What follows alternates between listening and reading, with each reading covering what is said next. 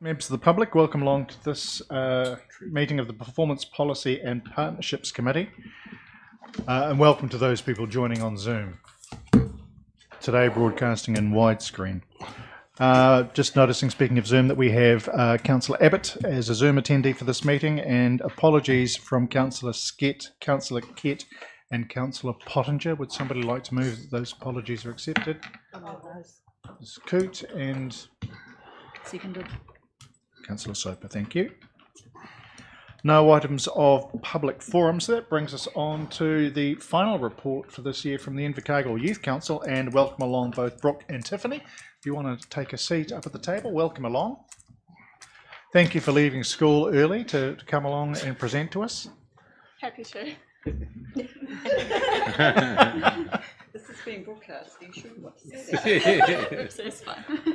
Happy to represent fellow youth. And it's great you can. Thank you. Welcome, the floor's yours. Okay, well, I'm Brooke Brown-Ogilvie, so from Girls High. Good afternoon, councillors and members of the public. And I'm Tiffany from Girls High, and I'm in the overs in the youth councils. I'm in the unders, actually. In the overs. This year we've been lucky enough to have had a fairly full membership throughout the year with 23 to 25 young people at any given time. Unfortunately, with Ollie on leave, we weren't able to get as much interaction with private organisations and project committees throughout the year, but we thank Amelie for coming on board with us and helping us throughout the year. And also thank you to Councillor Ludlow for attending the majority of our meetings and providing support throughout our term. And to Councillor Crackett for taking our chairpersons to Wellington for the Festival for the Future. And just last week we had our end of year event, which was actually really fun. We went bowling and to Koji for a meal, and it was cool interacting with other members in a more relaxed environment. And yeah, almost all of our members turned up to this event. This year we had a bit of a step up as we sung the Waiata at almost every meeting, which was really great, and it was good to learn some civic stuff at the start of the year, and pretty cool to have had the Electoral Commission come out and talk to us about voting and getting enrolled to vote. It's great getting the youth involved in bigger pictures with representatives on funding committees and that had voting rights. We look forward to appointing someone for the Community Wellbeing Fund Committee for next year. One other council business I think most of us has found really interesting was the Innovating Streets. It has been great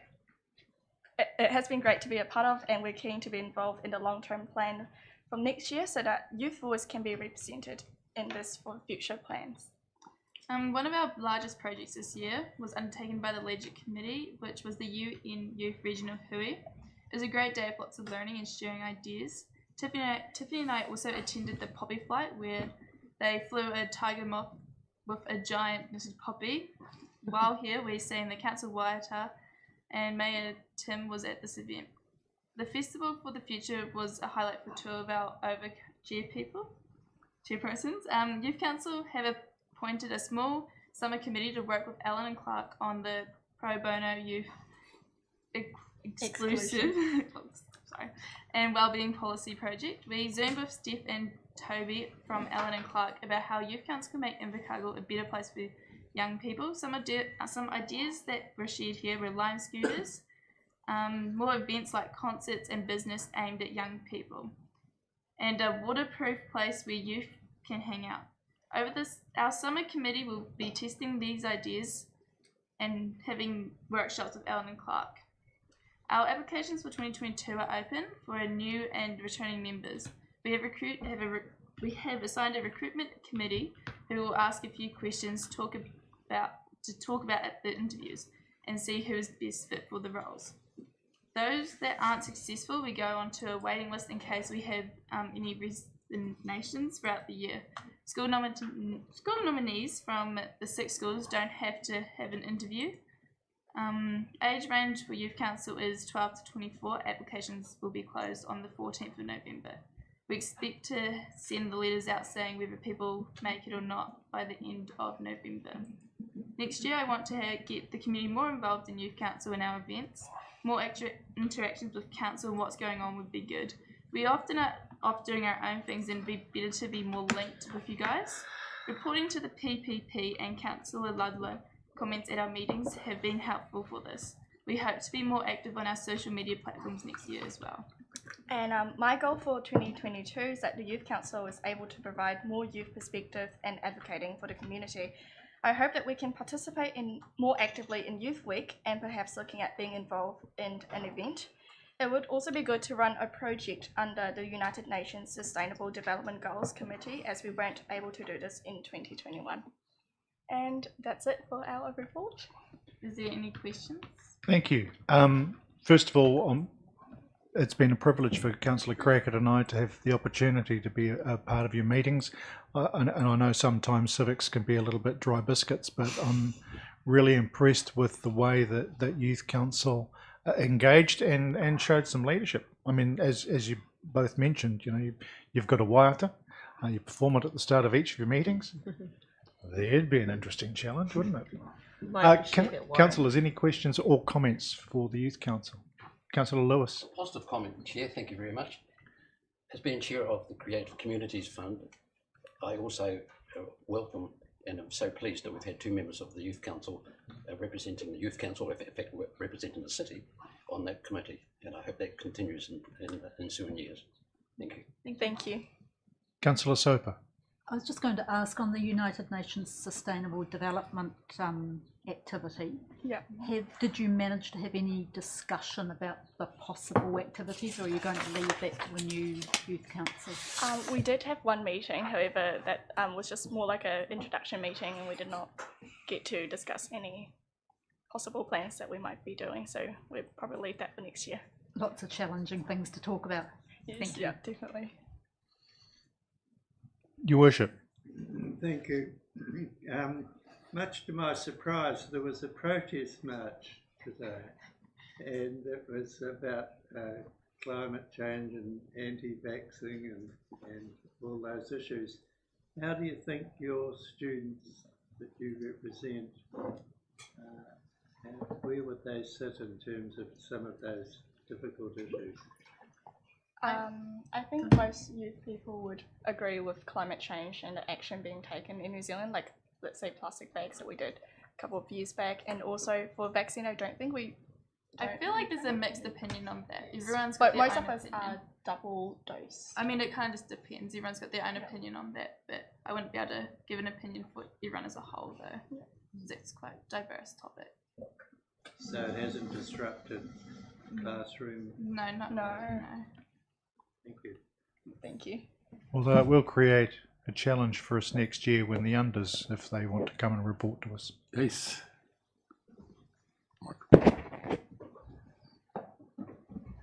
Sorry, councillors, if you just make sure that you've got your microphones up close. I'm looking at you, Councillor Lewis, as well. Any other questions? It's shorter. Councillor Crackett, do you want to move? Yes, I'd be delighted to move, absolutely. In a year that hasn't always been without its challenges as well, you've managed to work together really cohesively and get some amazing results.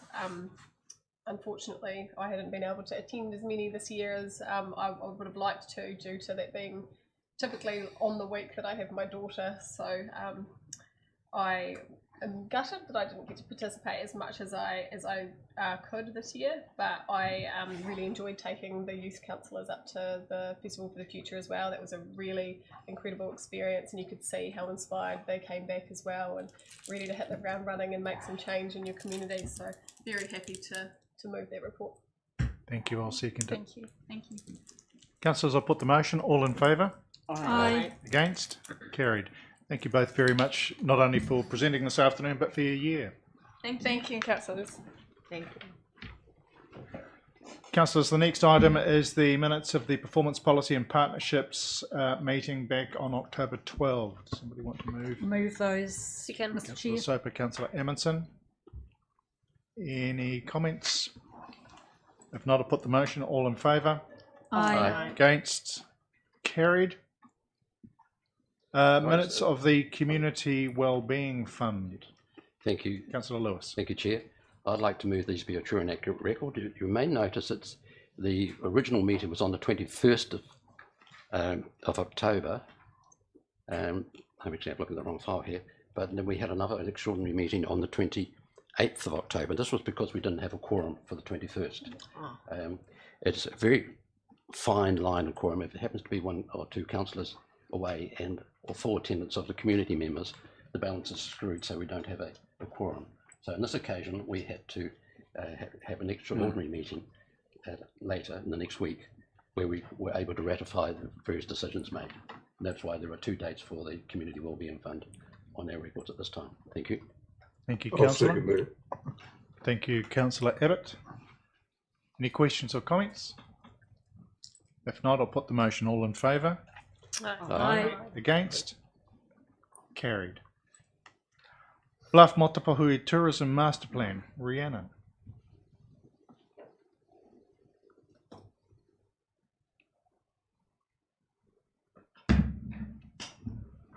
Kia ora, Chair.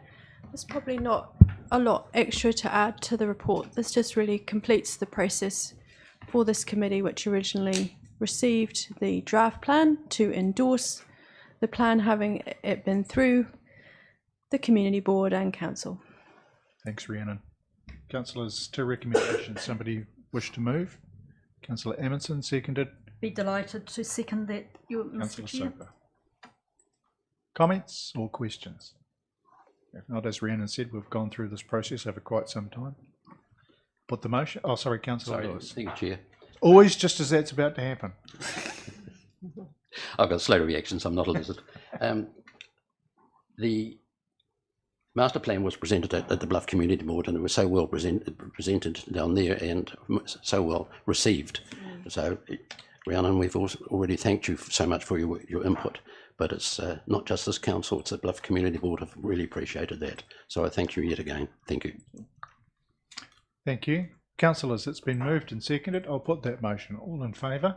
Aye. Against? Carried. Thanks, Rhiannon. Mr. Marriott. Welcome along, Wayne. Invercargill's Arts, Culture and Heritage Strategy, the latest version. This is the new version, Mr. Chair. Indeed. So this is a journey that Council has started on a number of years ago, way back in 2019. So what we have now is quite an exciting opportunity for Council. It's the first time the strategy has been pulled together. It's been developed through an incredible commitment, not only by Council, but also by the community in developing this partnership document. So I'm really more than happy to answer any questions or take the committee on a journey through the document, should you wish. Councillors, there are the recommendations there in the report. Need a mover and a seconder first I of all. will move, Mr. Chair. Ms. Cook, seconded. Councillor Amundsen. Right, open for questions or comments. Councillor Amundsen. Thank you. I think this is pretty exciting. Been waiting for this strategy to come for a long time. I think this council, has a huge responsibility to support the arts, culture and heritage sector. And we haven't been able to do that as well as we could have, but now that we have a strategy, here's hoping that we can, fulfill all of the things that are in there. So I'm really excited to have this finally. My question is about the work plan to go with the strategy, and just wondering what the timeframes are on that. So we hope to have a work plan delivered back to Council within the next 9 months at the latest. That will actually be developed with a small group of the community, and we'll be able to engage with them and then obviously provide the right feedback and develop a strategy and a plan that will allow us to implement the policy in a way that is successful for all parties. Thank you. Mr. Chair, I would just like to talk about the process and how affirming I thought that it was, and how I am amazed at how the document came together, because this, when I opened it up, was the first time I'd seen it. So in its finished form, and I like the look of it. It made me feel as if my contribution and my time had been worthwhile. So I too look forward to seeing its implementation. Thank you. Mrs. Coote. Yeah, I was just going to support it. It's a really good document. Probably a bit light on the heritage side of it. Might need a wee bit of strengthening, but overall it's good to see Kaitaho dialect, but I would suggest to probably underline the K, or alternatively put a glossary in the back when we've changed to kupu Māori, just so for the reader. Absolutely. So thank you. I'll pass that feedback on. Councillor Soper. Thanks, Mr. Chair. The work plan development, the small group in the community, can you tell us a little bit more about that group, how it's being chosen, how it's going to work? So, well, Councillor Soper, we've been very fortunate that we've had a number of community groups participate. So this is our chance to actually bring some of those people back in. They've helped develop the plan along with councillors and some of the staff from council, but also we recognise that as the plan has developed, there are some other groups that we do need to touch base with. So we'll make sure that we actually explore all the opportunities and avenues available to us and take all the feedback on board. You know, for example, the comments about heritage as an example. So that's how that group will be pulled together, and we'll certainly report back to council on the progress of that group. Great, thank you for that. I guess by way of a closing comment, and having been there through the implementation of at least 2 previous arts, I'm trying to remember whether they were policies or strategies, Wayne. Either way, it's nice to get to a point where we've got a strategy that includes not just arts, but recognises the importance of culture and heritage in a synergist way, and we'll look forward to building on that. Councillors, we have a mover and a seconder. I'll put the motion. All in favour? Aye. Aye. Against? Carried. Thank you. Thank you, Mr. Chair. Patricia. Welcome, councillors, to the latest version of our quarterly performance. The new and colourful quarterly performance report. And for those who aren't drivers, there's a cheat sheet on how the 3 lights work. So I'll discuss the cheat sheet in a minute, but so this is the first quarterly report that you're seeing with the new performance measures and targets set in the LTP. I will say there's still a little bit of work in some of the forecasting. At the moment, this is simply the year-to-date forecast is a quarter of what year 1 of the LTP was. There's some timing fluctuations that we want to fix by the half year. We've also taken the opportunity, since it was a new LTP, to rebrand it and look and focus more on performance. So this is not, even though you've got the 2 accountants sitting at the table here, this is more focused on performance and what the measures of the organisation are against those LTP measures that were set. So the focus has been on trying to get actual service performance and financial performance and show them together, because actually the 2 pieces are important for our delivery. So we've used a green, orange, we've used a traffic light system, but depending on which financials you're looking at, what's green, what's good, and what's not so good differs in the performance. So hence the cheat sheet is into what variance is tolerable at each of those levels, and it changes again for the deficit, unfortunately. Just a little bit more complex. We've also used a lot more graphs than previously, just to help those people that don't really like numbers as much as they like pictures. So overall performance, when we look at our levels of service, this is on the first page of the report, is that about half of our levels of service are forecast at the moment to be achieved.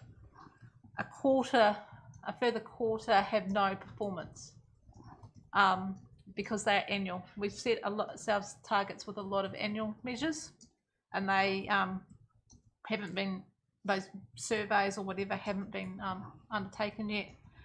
But there are 12% of the measures that are forecast to be of concern, and those are the ones where it requires management intervention and will be monitored more closely over the coming 9 months. But you should be aware there are 7 measures that are already marked as red and will be not achieved at year end. Financially, we have an operating deficit for the quarter, which is 1.67 million higher than forecast, but there is a number of timing issues that we need to address in there. And it also has the COVID impact from the August lockdown. capital spend is also lower than forecast. We're currently seeing that as a timing difference, most notably on Stead Street, where we thought we were going to have a large payment would have been done in the first quarter. It's actually now going to be in the second quarter. And there is the request there to make a budget change in relation to the capital project for the demolition of East Street West. That's no longer required now. So we'd like to formally get council to make that change and put that funding back into the capital contingency. Thank you. Councillors, questions?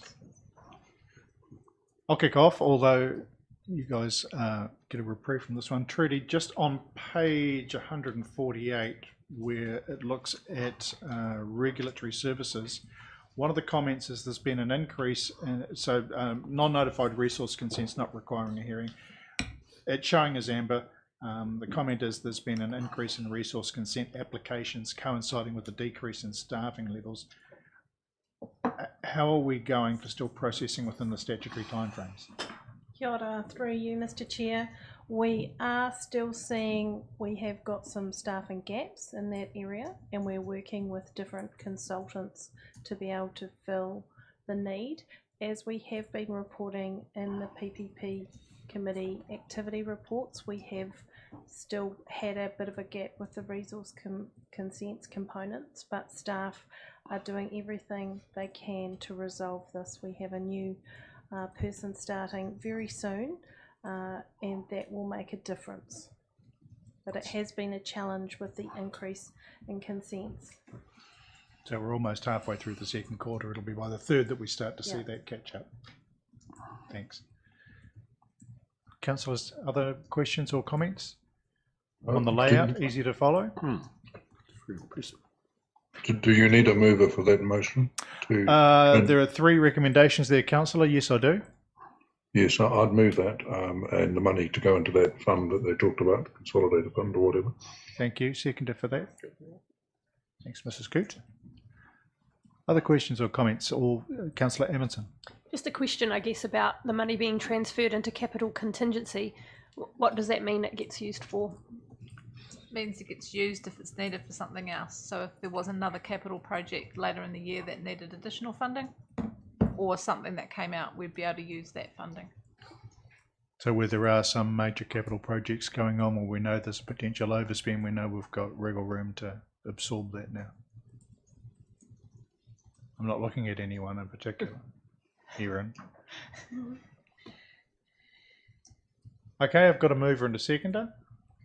If there are no further questions or comments, thank you for the new format. It did make it an interesting challenge, and I think it's easy to go through something and just stop at the red, but actually looking at the amber to see what's changing and try and understand why, and looking at the green to see what is going well, or some of the commentary around timing and getting an understanding around that timing and interruption is really useful. So thanks for all the work that's gone into that. Okay. I'm guessing the new system's up and running nicely then. It's a very relieved looking nod, Mr. Day. Thank you. I'll put the motion. All in favour? Aye. Against? Carried. Which brings us to the activities report. There we go, Trudy. I'm not picking on you today, but you can see I've made a note. Just within the environmental services reporting for environmental health and compliance, it would be really handy if we could see the figures from the previous year as well. The commentary is really useful for what's going on in the current, but just to see whether it's moving up or down might be quite useful. Take that on board. Also note what you might like to speak to, a change of hours around the operation of reception at here at the Civic Administration Building. Kia ora, through you, Mr. Chair. So since we returned to working in the Central Administration Building, we have noticed a drop off in foot traffic as a whole, but especially between 8 AM and 8:30 AM. And as a result, we are going to have a trial over the next, beginning the 6th of December, for around 3 to 4 months to understand customer needs. We've seen a lot of people don't want to use their feet anymore, they'd rather use their online accessibility. Our contact centre will still be operating, but it does allow a chance for our staff to actually have some dedicated training time each morning and resolve some other we do a lot of manual processes in the background that we're trying to automate, and it gives us the space to be able to do that and have team meetings, etc. We have notified some of our common visitors and they're happy with that. We'll still be available by phone. Our staff may have meetings out of that time, and we will arrange a way for them to have the customer come in a secure fashion. And we're still available for our customers between 8:30 and 5 face to face. Thank you. Any questions or comments around that change, councillors? If not, I'd also like to acknowledge the work that Mr. McFarr has done around the painting inside the Civic. I had the pleasure of going to an actual performance, I know. And the building is looking absolutely splendid inside, particularly given the renovations and re-strengthening that had to be done in there just recently. And also acknowledge the work that the library did with their lockdown story time sessions as well. It's again finding new ways to innovate in strange times. It's terrible. Councillors, any questions or comments? I'll move that the report's received, if there's a seconder for that. Second that. Councillor Soper. If there are none, I'll put the motion. All in favour? Aye. Aye. Against? Carried. Facilitating and fostering representative and substantial elector participation. Gosh, that's a title. Taken directly from the Act, Mr. Chair. That would make perfect sense. Councillors, you've had a chance to have a look through and see the recommendations. Claire, is there anything else you'd like to add? I'm happy to take the report as read and answer any questions. Thank you. Councillor Soper. Thank you, Mr. Chair. I'm so happy and pleased to be able to move these recommendations. Very, very timely, and I look forward to it running really well. Councillor Crackett. Thank you, because it's no surprise that I'd like to speak on this.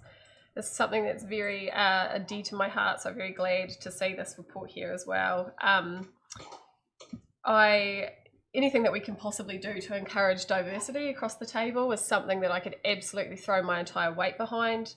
The same thing with not just diversity in race, but diversity in age. And I'm a true believer that it takes an absolute balance, not saying that we should be out with the old and in with the new, but it takes a weighted balance to strike to get that wisdom, but also that youthful exuberance. So anything that we can do to foster those young ones to care a little bit more, I'm right behind it. Yeah, it'll suck the exuberance out of the youth. No, absolutely agree, because there's a lot of value to be placed, and it's interesting in working with the youth council and seeing that shyness come through as they struggle to find the worth in their voice. But you watch that grow through the year, and it's very cool. Ms. Cook. Yes, as a person who was on the representation panel, and where it came across really clearly that we thought promotion of the interest in the activities of local authorities was something that we should actually be doing to make people more aware of what councils actually really do, what councils are actually supposed to be doing, and to encourage a more active participation. So I would like to second this, if I may. Thank you. Councillor Amundsen.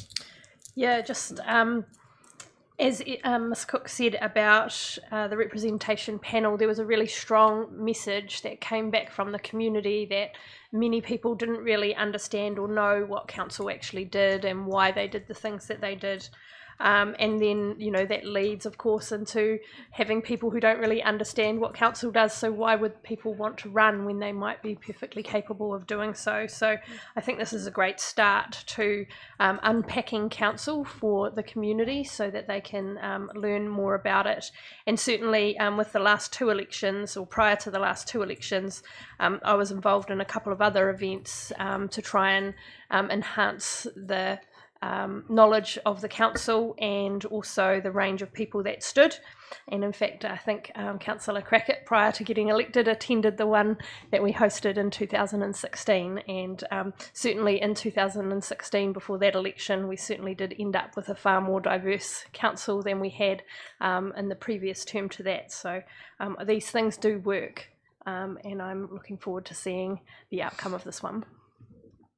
Councillor Lewis. Perhaps slightly facetiously, does it actually count if some of the councillors are in their second or third childhood?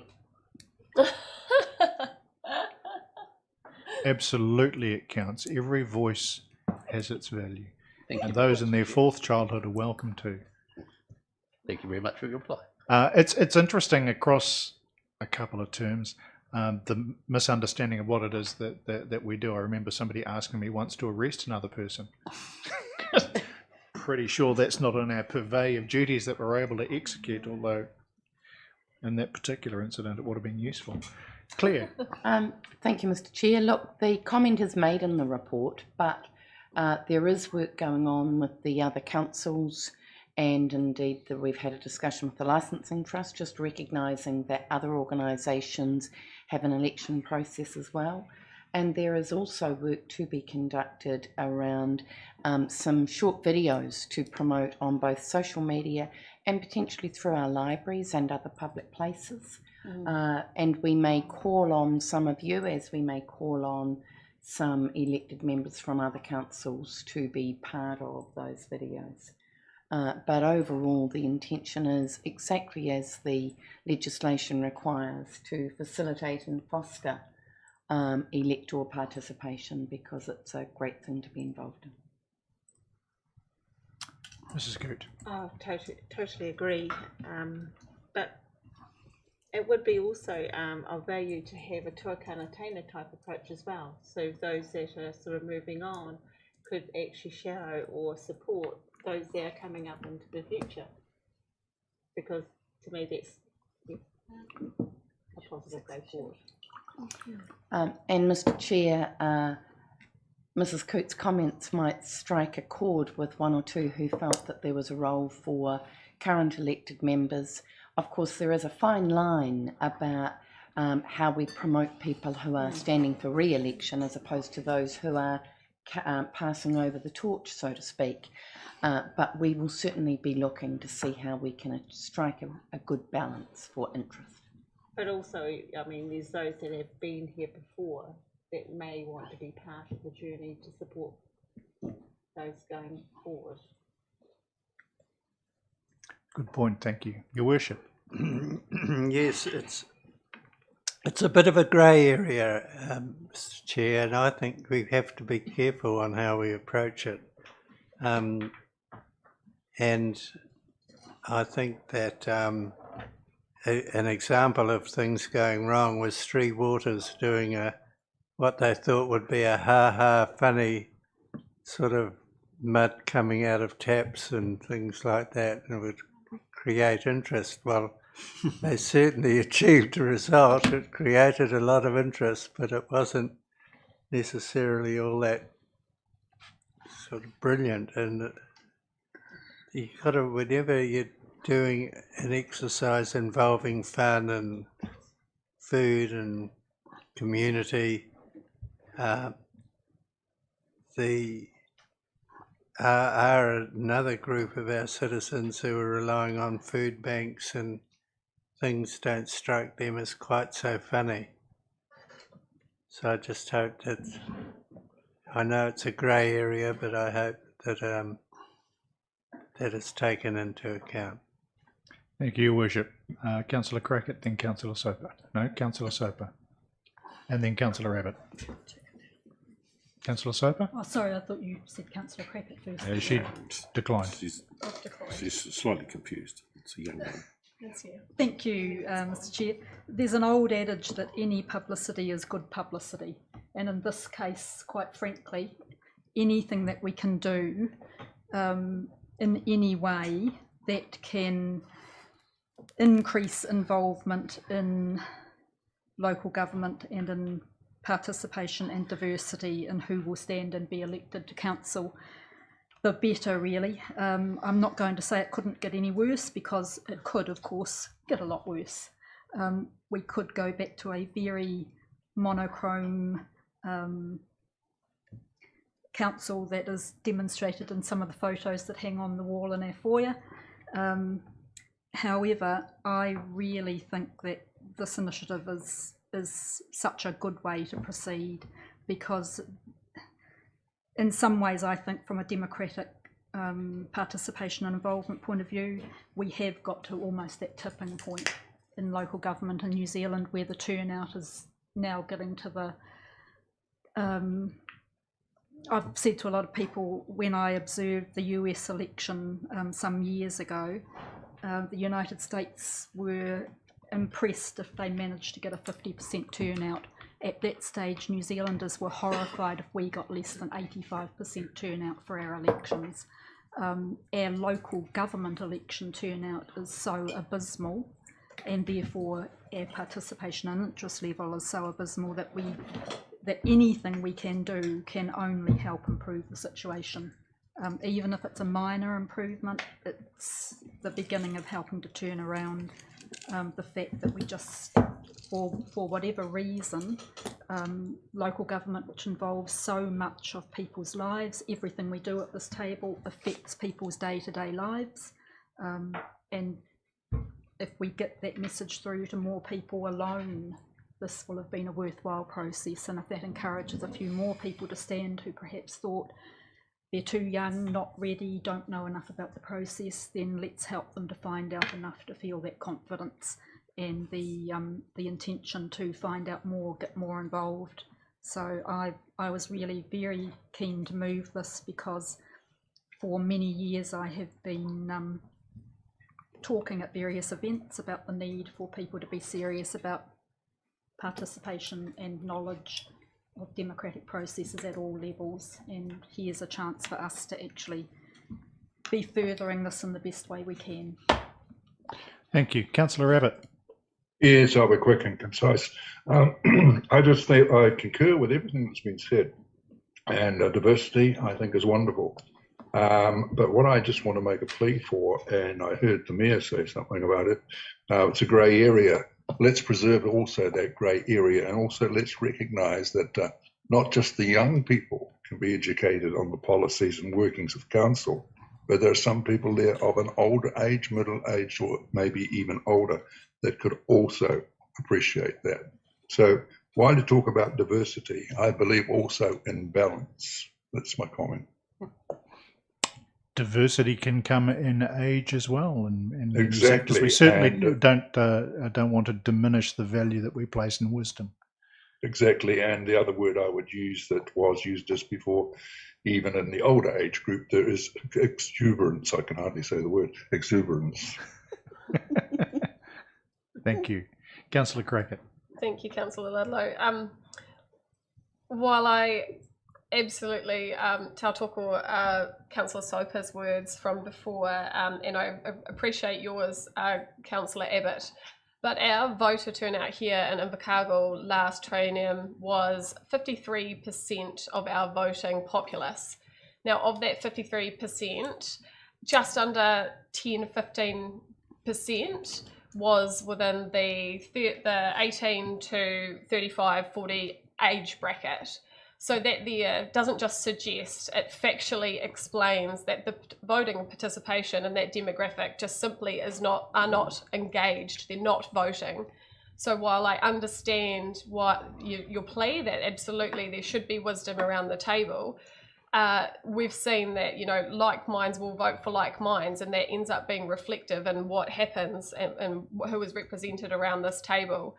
So Your Worship, I do understand your, I guess, apprehension or scaredness or perhaps on undertaking something like this when we are driving for diversity, and you know, you're one of the fantastic pieces of furniture around here these days. I think that we absolutely have a social obligation, an obligation to our community to try and push this council forward, and that's going to come with diversity. Your Worship. I agree, but in principle and diversity in that, but if you look at, I was looking at a graph in the local government magazine, and it showed that in terms of Invercargill and age, we were a really good match. The same number of people in the elderly age brackets were the same as we've got round this council table. So we were one of the most representative councils. I know it doesn't look like it, but that was compared with the photos you see in our hallway there. But it'll be interesting to look up that and see if it's still it was a couple of years ago. So I'll have to look it up and see if that ratio is still the same as it was then. Thanks, Your Worship. I guess there's no harm in even if you don't necessarily find people who come from different age brackets or ethnicities or gender identification that wish to come forward, if they at least develop an interest and an understanding for what it is that we do, that's really useful. Councillor Lush. I also think the council should be very much involved in lobbying government, I think, to get the voting age lowered. I think 16 would work better for voter engagement, bearing in mind with the triennium, with the age at 18, the average age that someone's eligible to vote is 19 and a half. I think that's probably going to be the single most significant thing we can do to increase young voter engagement, is to lower the age. And I think it will happen. I see councils have lobbied central government to get that changed. And I think it's something we should certainly think about, because it's one of those things that freak people out to begin with, but I think once people start thinking about it, to lower the age to 16 would make perfect sense, particularly in a place like Invercargill, where we lose a lot of the young people 19, 20 away. I think there could be real potential for increasing voting age by lowering it to 16. Look, how that happens, I don't know. I guess we've got to lobby central government, but I think it's something probably this council could look at getting behind. Don't disagree with that at all. I think some of the political debates I hear going on in amongst secondary school students suggest that they might make more informed voting decisions in some cases than their parents, who might vote the way that their parents did. And really interested to hear what they have to say and how they feed into the voting system. I agree. I think if the voting age for local government elections was lowered to 16, it could only be a positive and shows good civics leadership. Councillor Soper. Thank you, Mr. Chair. Since we've started that discussion, might I say that any such consideration has to go along with looking at the methods of vote. So let's face it, the time of really looking seriously at e-voting has long come, when you consider that local government is still bound by a postal ballot and nothing else. If you're going to look at widening the franchise, you also need to look very seriously at widening the ways in which people are given the options to vote, which does not mean eliminating the current ballot boxes or postal vote. It means seriously looking at other reasonable options for 2022, 23. I agree, and I think if we live in an age where we can renew a passport online, which is a pretty important thing, that being able to cast a vote that way. It's not text vote. I mean, it's not Love Island. Well, you hope not. But certainly the opportunity to online vote, and I know I've had that discussion with a couple of successive ministers of local government over the years. There was a trial that was being looked at a couple of years ago, but it was abandoned, sadly. It would be really good to see that picked up again. Okay, councillors, we've had a mover and a seconder for the three recommendations. I think we've had a pretty good roundtable discussion. I'll put the motion. All in favour? Aye. Against? Carried. Thank you for your participation in that. Councillors, we've 3 sets of minutes to receive and public excluded, and I'm comfortable that we move to receive those and confirm those in open meeting. So can I have Sorry? Seconded. Moved and seconded. That we receive those in open meeting? Yep. So we're confirming all 3 in open. Okay? Yes. Put that all in favour? Aye. Against? Carried. There being no further items of business, I will declare the meeting closed. We have a workshop in a moment, but once everybody moves on, just